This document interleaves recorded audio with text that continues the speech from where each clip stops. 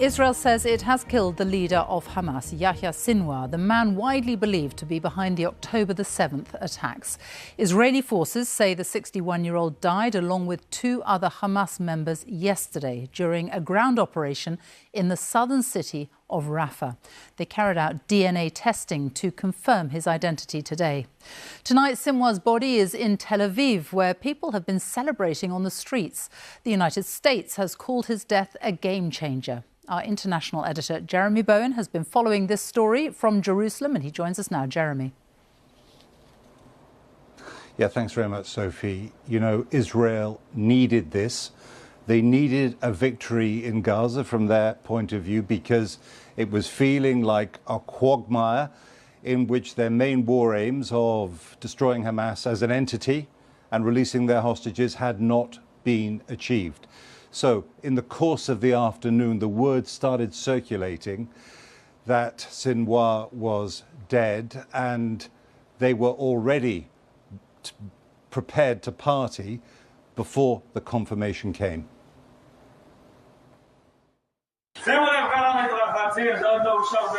At the beach south of Tel Aviv, a lifeguard picked up his microphone.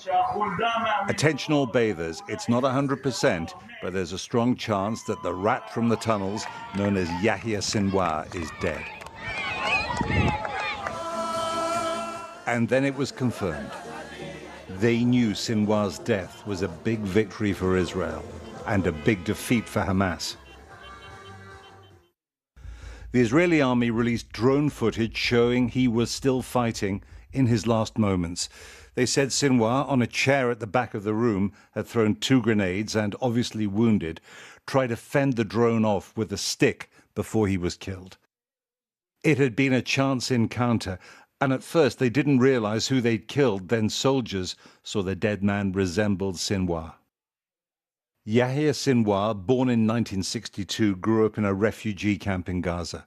He spent 22 years in Israeli jails for killing 4 Palestinians who'd collaborated with Israel. So the security services had dental records and DNA to identify his body. In jail, he learned Hebrew, studied his enemy, and believed he'd worked out how to fight them.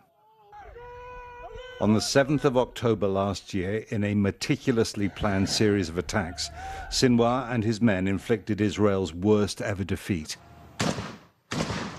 and a collective trauma that is still deeply felt.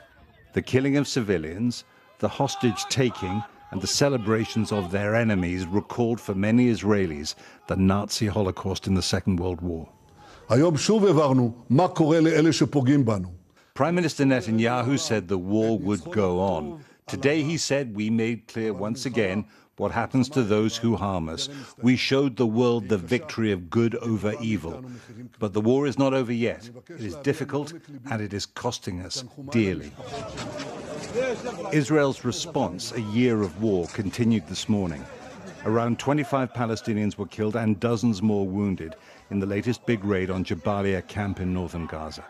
Israel said it bombed a Hamas command center. Doctors said the casualties they saw were civilians. Israel's response to the 7th of October attacks has killed at least 42,000 people in Gaza. Its war aims of destroying Hamas and freeing hostages have not been achieved. So killing Yahya Sinwar is its biggest victory yet. The Hamas organization that Sinwar and others built before the 7th of October attacks is largely broken.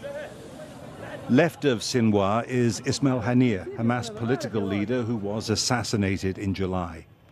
Israel doesn't let us into Gaza to report, but this reaction in Han Yunis, Sinwar's birthplace, was filmed for the BBC. This war is not dependent on Sinwar, Haniyeh or Mishal, nor on any other leader or official. It's a war of extermination against the Palestinian people. As we all know and understand, the issue is much bigger than Sinwar or anyone else. Many leaders have been assassinated before him, like Ismail Haniyeh. But someone else will always step in, and the struggle will continue. Back in Israel, a few people stopped to celebrate at the forensics lab where Sinwar's body was taken. Tonight, Israelis are relieved and happy that their enemy has been killed. But Hamas still has its hostages, is still fighting, and will get a new leader.